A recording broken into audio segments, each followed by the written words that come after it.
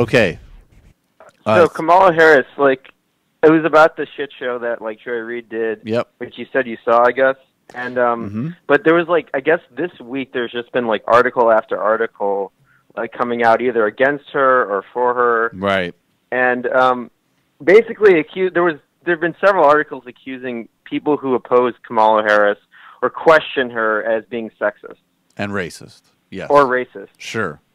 And for me, I mean, I guess, and I feel bad putting her in the same category as like Booker or Deval Patrick, because I actually think she's a lot better than those two people.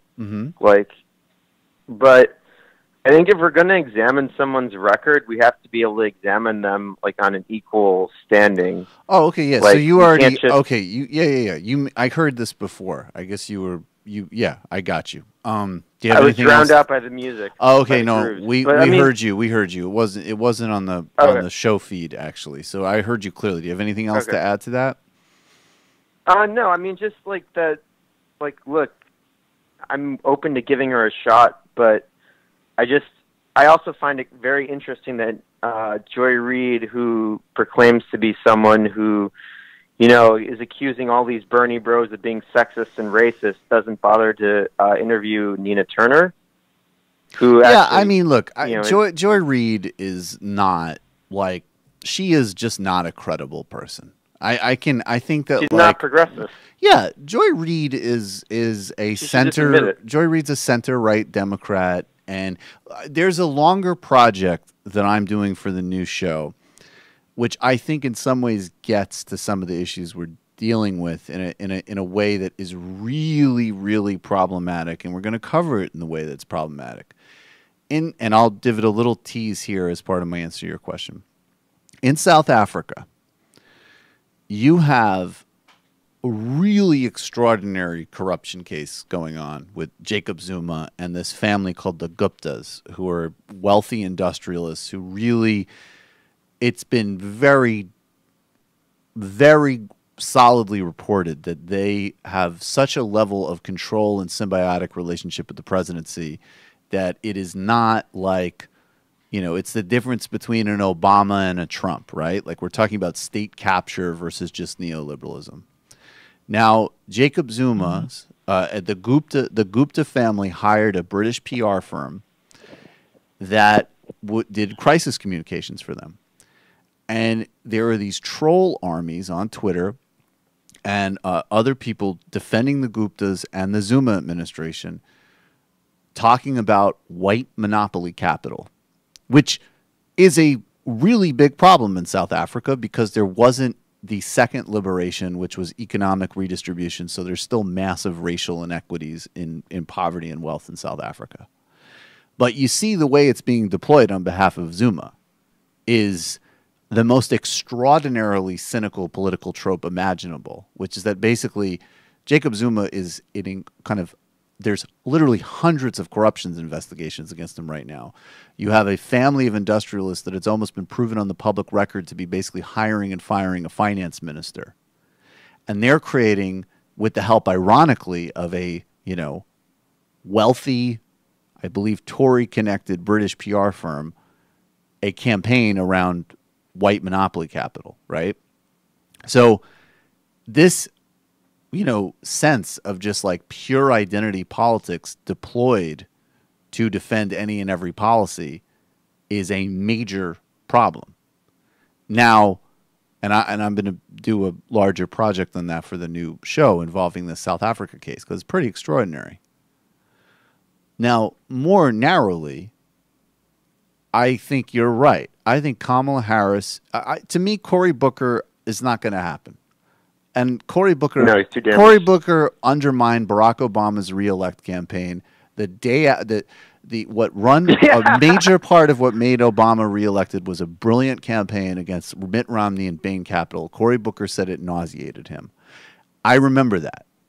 And Cory Booker's record on Wall Street and on charter schools is just not acceptable to me. Now, I think Kamala Harris has in some ways, a very good record. And as I said, I tweeted the other day, look, if she comes out for Medicare for all, breaking up the banks, and supports the Iran deal and opposes the occupation, I'm cool with her.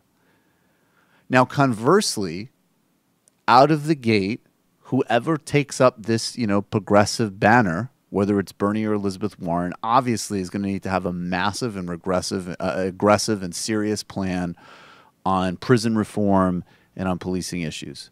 But at the same time, I mean, I think that we also just need to be clear that, like, the terrain of politics on economics versus on tone is a really major conflict. And right now, a lot of people are out confusing manners with solidarity. And that's a big problem. Mm-hmm. But I would say for people on our side that don't play into it. Because that's the other thing. I mean, Matt made this point, which was really smart. There's always a latent quality that's possible when somebody, like, ironically, I would say if I wanted to play this game, some of Joy Reid's comments about Bernie Sanders sound a little anti-Semitic. Okay? Like, I can do that too. He's a parasite on your couch who lives without rent. Little weird. So I think that people are going to be hyper alert, and even if it's deployed cynically, people need to really watch it.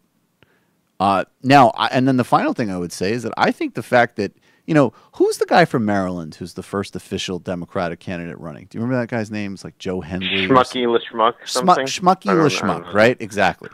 He's a conservative corporate Democrat from Maryland who supported TPP fast track, right? Yeah, he's a blue dog. He's awful.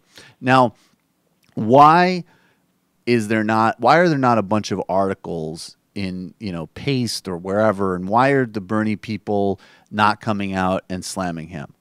Because he is... No one gives a shit. Because he is like the less than Lindsey Graham of the Democratic primary, and he is going, like...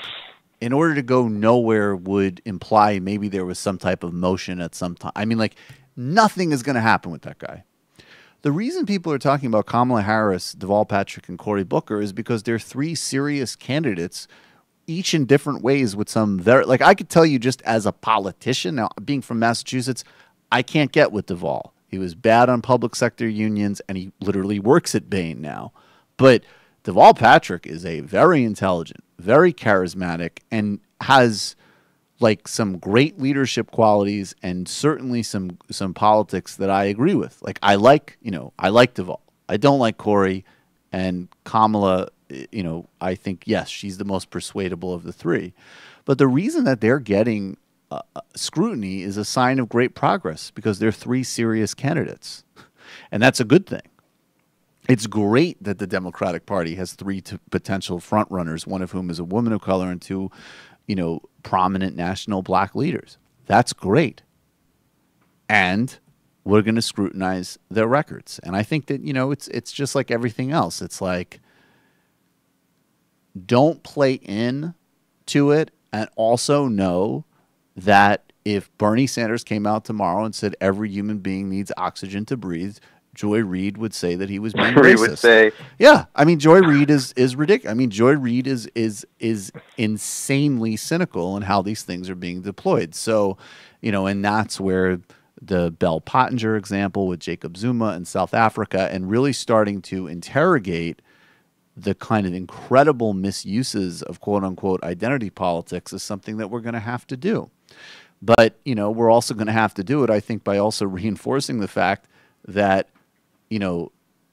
liberals, or not liberals, genuine left progressives have always been more serious about these issues. And if you went line by line of any Bernie policy package, it would have infinitely more policy benefit to women and people of color overall. And the last thing I'll say is, whether you're saying this in a pro way or a con way, if you're saying the phrase white working class, I don't take you seriously. Working class. It's working class. And it is predominantly because of structural racism and disparities in this country, very concretely with things like ownership and redlining and anti-labor union policies in the South. It absolutely is something that is overrepresented and over-indexed for people of color and women. And if you are going to go out and say that reining in predatory lending and paying people a living wage and giving everyone health care is anything other than central to dealing with those issues, you're being disingenuous. I mean, maybe stupid at best, more likely disingenuous. And so that's a fight we're going to have, but people need to be very thoughtful and very intelligent when they have that fight. And also, take yes for an answer. Because I don't, because I do see people coming out saying that, like, Kamala Harris is, fundamentally unacceptable. And I don't agree. I don't think she's there yet. Yeah, I disagree. I think Kamala Harris has been in the Senate for a couple of months. Do I think that she's a true, for real, veteran left progressive like Bernie? Obviously not. Do I think that she's Cory Booker or Hillary Clinton? I don't. And I think that, you got to listen to her and understand her appeal, or we'll look reactionary and foolish. Yeah, I also think when talking about wish lists for president, I also think like we need to get Congress too. It's so much for thinking about who our ideal president is, but unless we get the rest of the shit sorted out, it doesn't matter. Yes. That's also the other point, is that why are we there? There are people of every variety, including a bunch of our revolution candidates of every, really, they really are doing a much better job on sort of running at every level and actually pushing through that kind of like, people need to go back, I think, and I did with Bill Fletcher Jr. We need to learn from Jesse Jackson's 1988 campaign. He threaded this well. I appreciate the call, man. Thanks so much. Cheers. Cheers. Hi, folks. Sam Seder here. We still need your help on our Patreon page. YouTube ads have come back, but not nearly as much as we had before. So if you can help us out, any little bit helps.